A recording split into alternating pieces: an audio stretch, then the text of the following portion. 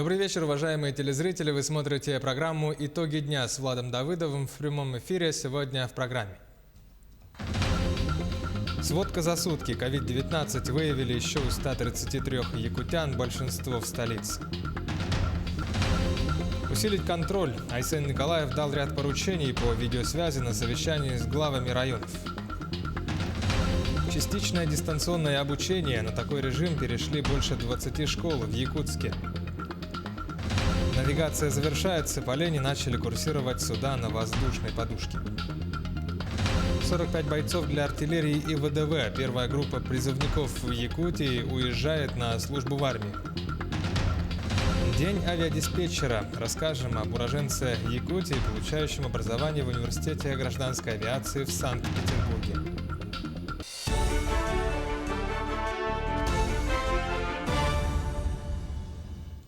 Ситуация с COVID-19 остается напряженной не только в Якутске, но и в других населенных пунктах региона. На местах предстоит усилить контроль за соблюдением ограничительных мер, продолжить работу по увеличению коек, маршрутизации лабораторных исследований, вакцинации населения.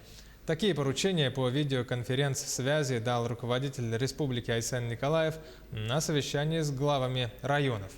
Им поручено держать на контроле прежде всего потребность в дополнительных койках и отслеживать ситуацию с наличием лекарств в больницах и аптеках. Что касается данных по цифрам, то за минувшие сутки COVID-19 выявили еще у 133 якутян, об этом сообщила министр здравоохранения Елена Борисова. Больше всего заболевших по-прежнему в столице – 84. Остальные в районах республики. Сегодня система медицинских организаций увеличила количество коечного фонда практически на 30% от мая текущего года, когда у нас был пик наибольшей заболеваемости. Сегодня на всей территории республики развернуто 2518 коек. Занятость сегодня составляет 60%. Большинство количества заболевших регистрируется именно в офисных предприятиях, в бюджетной сфере. Поэтому мы рекомендуем всем лицам все-таки сохранять и обезопасить себя и близких, максимально самоизолироваться, соблюдать основные правила. Это ношение масок, это соблюдать дистанцию и, конечно же, проводить дезинфекцию как, собственно, помещений, своих жилых помещений, ну и ношение дезинфектантов орошением рук. В целом же ситуация по заболеваемости детским населением стабильная. Растет у нас заболеваемость ОРВИ и грипп среди взрослого населения. Но надо отметить, что достаточно хорошо у нас проходят профилактические мероприятия по вакцинации. Сегодня практически 97% по республике от представленной вакцины Минздравом Российской Федерации исполнено. Автопарк Нерюнгринской районной больницы пополнился. На днях в медучреждение доставили очередной автомобиль скорой медицинской помощи. Транспорт был приобретен в рамках федеральной программы. Подробности в материале Тамары Игнатьевой. Это второй автомобиль скорой медицинской помощи класса «Б», который был получен в этом году. Машина разработана специально для северных регионов, обладает достаточно высокой проходимостью, что особенно актуально при госпитализации пациентов из отдаленных поселений и в период весенней распутицы. Автомобиль оснащен по всем современным стандартам. В нем присутствует как монитор со всеми принадлежностями, можно очень четко вести пациента, следя за всеми его параметрами здоровья и состояния. Соответственно, ИВЛ, все наборы акушерские, родовые, все, что необходимо. Получается, в режиме, в котором мы сейчас живем, в нашей пандемии, что для нас очень важно, эти машины сразу тут оснащены ультрафиолетовыми облучателями. В июле этого года в рамках борьбы с новой коронавирусной инфекцией на федеральные средства для Нерюнгринской ЦРБ был выделен также реанимобиль. Автомобиль оборудован всем необходимым, начиная от выдвижной койки до кислородных масок и другого специального оборудования для оказания экстренной помощи. Всего у нас в автопарке 14 автомашин скорой помощи, но, к сожалению, 8 из них у нас со стопроцентным износом, ну и, соответственно, в ближайшее время будут подлежать списанию. И вот у нас 5 автомобилей, это уже с износом менее 30%. 2 из них это в Чульманской городской больнице, и вот 3 у нас здесь, в городе Нерюнгри. Напомним, последний раз автопарк Нерюнгринской центральной районной больницы обновлялся в 2017 году по линии Министерства здравоохранения Якутии. И в последующем году были получены 2 автомобиля скорой помощи в Чульманскую городскую больницу. Несмотря на очевидные достоинства автомобилей, хочется надеяться, что их широкий функционал будет использоваться как можно реже. Тамара Игнатьева, Вадим Барашков, Нерюнгри. В Мирном продолжается ежедневный мониторинг объектов торговли и общественного питания на соблюдение мер безопасности в период режима повышенной готовности. Административная комиссия совместно с сотрудниками полиции провела рейд в 10 торговых точках города. Выявили нарушения, составили 2 акта. Прежде всего смотрят на соблюдение обязательного масочного режима, организацию дистанцирования для покупателей.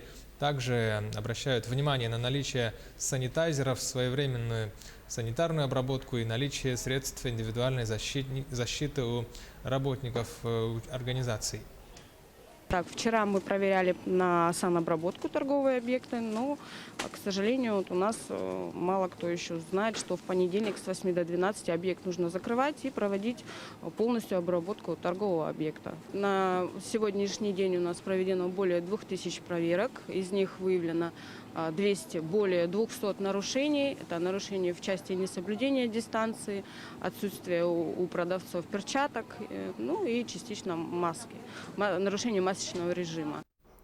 Переходим к другим новостям. Мошенники похитили у жительницы Нерюнгри более 100 тысяч рублей, обещая помочь при оформлении кредита. 51-летняя жертва обманщиков пояснила, что искала в интернете организацию, которая бы помогла ей в получении кредита.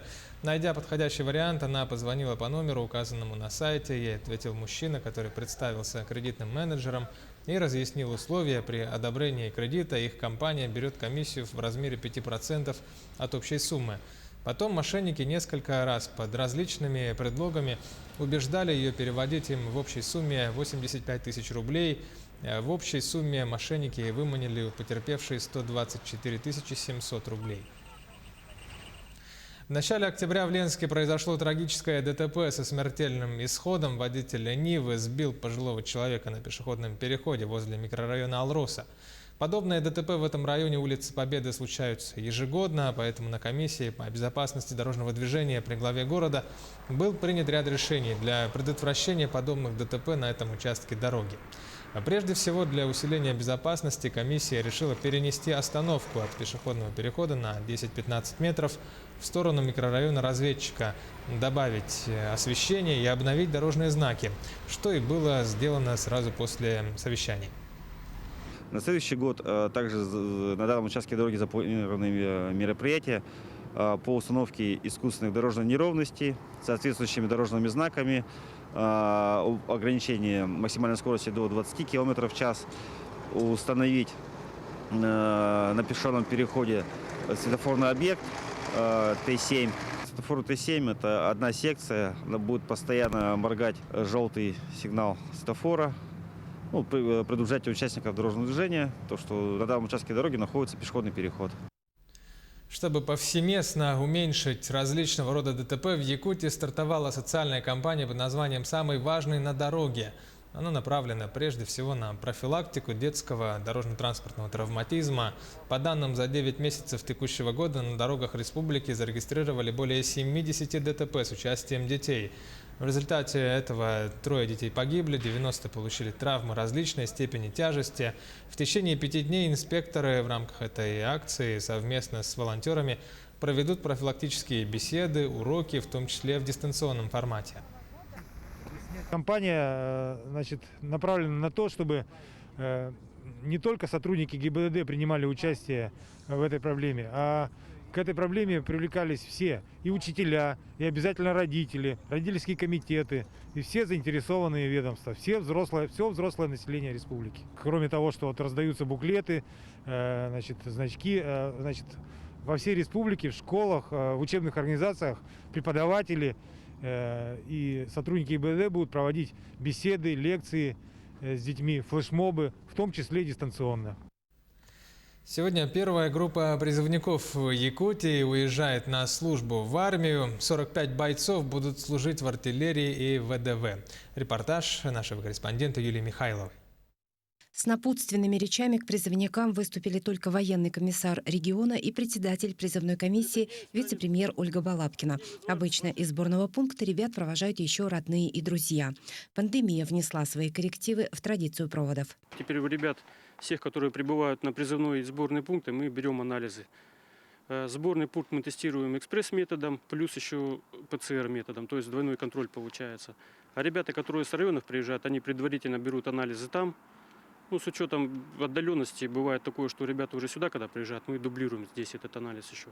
Больше всего призывников из Якутска, Нерюнгри и центральных районов. Нерюнгренец Леонид Николаев будет служить в воздушно-десантных войсках. В 19 лет он уже получил профессию перевозчика документов на железной дороге, но не исключает, что в будущем может связать себя с военной службой. Получил категорию годности А без единой болячки, попал в ВДВ.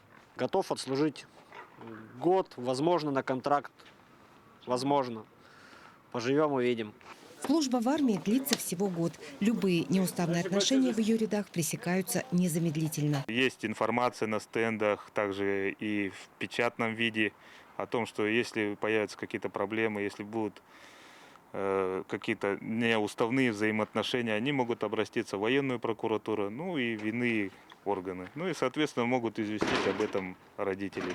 Перед отправкой на службу призывники в течение 3 дней проживают в казармах сборного пункта, знакомятся с армейским распорядком дня, получают форму, познают первые азы несения службы.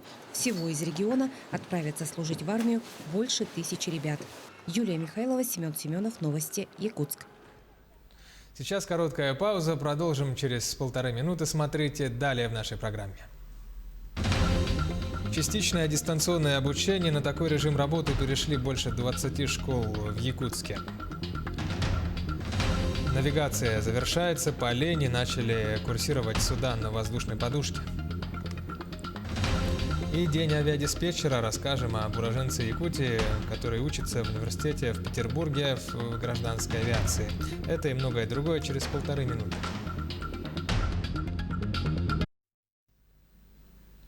Это программа «Итоги дня». Мы продолжаем выпуск.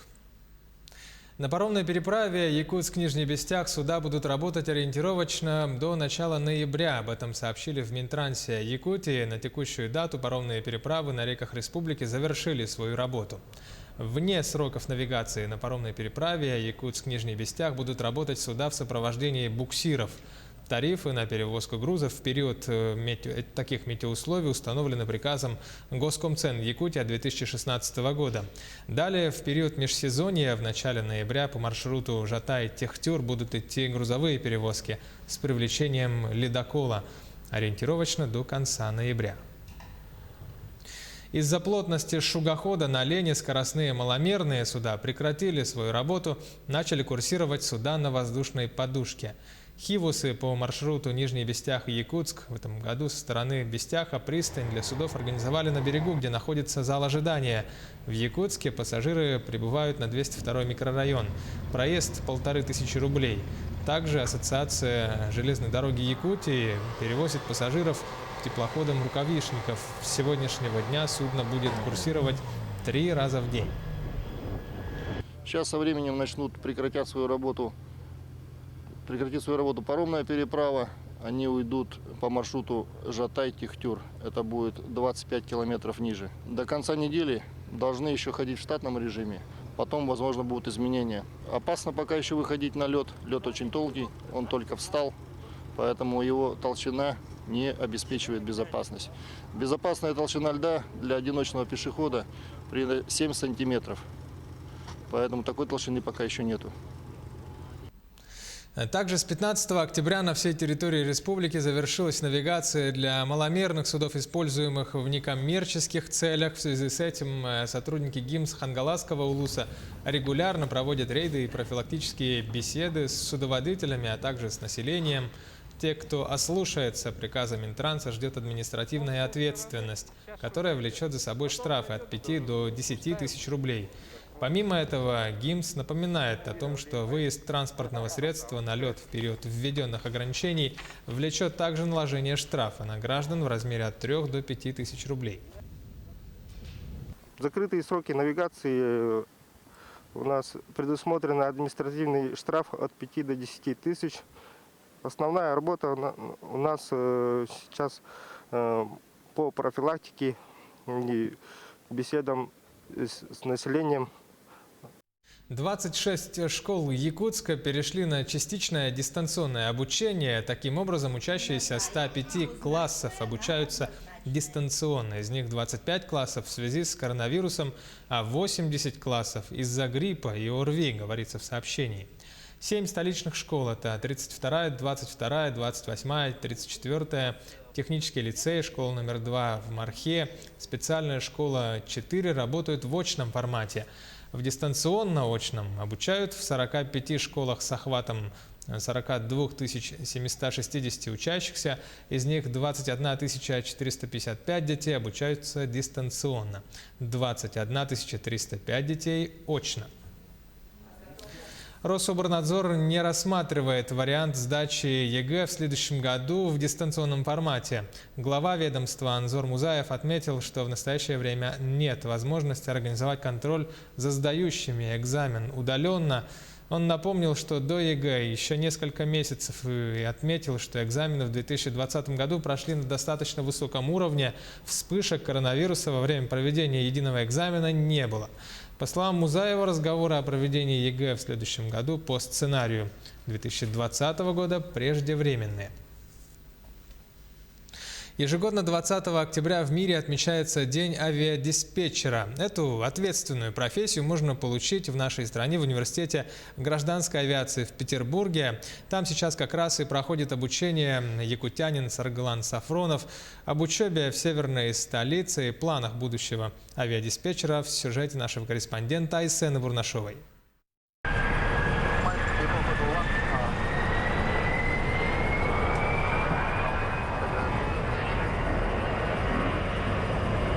Каждый день крылатые машины поднимаются в небо и устремляются вдали. От взлета до посадки за огромным пространством следят авиадиспетчеры. С помощью радаров, локаторов и связи с кабиной пилотов они не просто управляют самолетами, отвечают за жизни людей. Это обеспечивать безопасность, регулярность и упорядоченность воздушного движения. Ну, если такими простыми словами, то это авиадиспетчер контролирует за воздушным движением, за самолетами, чтобы они не сближались к опасному сближению. Сарглан – студент университета гражданской авиации. Уже в следующем году он станет дипломированным специалистом-авиадиспетчером. Небо покоряется смелым, отмечает якутянин. С выбором профессии он определился еще в 10 классе. Учеба у нас проходит интенсивно, интересно. Конечно, в период дистанционного обучения есть свои недостатки, трудности. У нас там проходит учебная практика. Это симуляторы авиадиспетчеров. Там мы разбираем всякие нештатные ситуации. Эшелон, альфа, снижение – это язык авиадиспетчеров. Каждый день специалисты разводят самолеты. Они владеют информацией о погоде, работе аэродрома, обстановке на полосе. Их главная задача – оптимизировать работу пилота и сделать ее безопасной. Поэтому авиадиспетчеры всегда начеку. Есть диспетчер круга, диспетчер подхода и районный центр. Такие транзитные. Но мне нравится районный центр. Там много интенсивности, много английского. Я планирую работать в Якутске, аэропорт Якутск.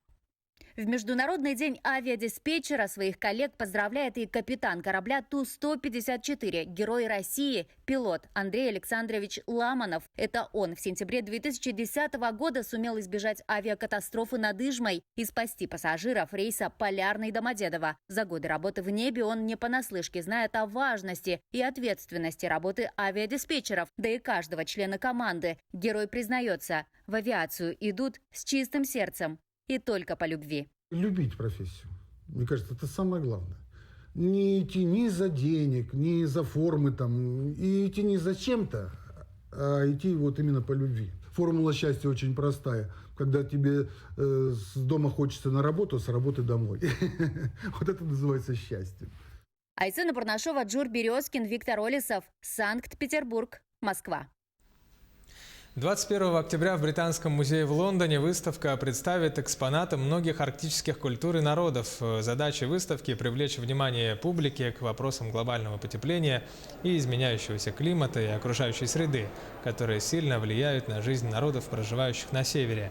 На этой выставке якутская экспозиция будет представлена экспонатами, связанными с праздником Исэх. Некоторые экспонаты были привезены для выставки из Музея антропологии и этнографии имени Петра Великого Российской академии наук. Там также будет представлен макет летнего праздника Исэх из коллекции Британского музея. Звезда сериала «Очень странные дела» Милли Бобби Браун опубликовала тизер игры Cooking Diary производства якутской компании Майтона в своем инстаграме. «Это так круто», — подписала актриса публикацию. Игра от якутских геймеров Cooking Diary — победитель престижных премий в игровой индустрии. Суть ее в том, чтобы стать величайшим поваром в истории. В обновленной версии игроков ждут новые рестораны, интересные персонажи, вкусные рецепты и много загадок. Именно поэтому специальное обновление игры было приурочено к Хэллоуину и было сделано в стиле мистического знаменитого сериала «Очень странные дела». Таковы итоги дня сегодня. Корреспонденты Якутии 24 следят за событиями. Оставайтесь с нами.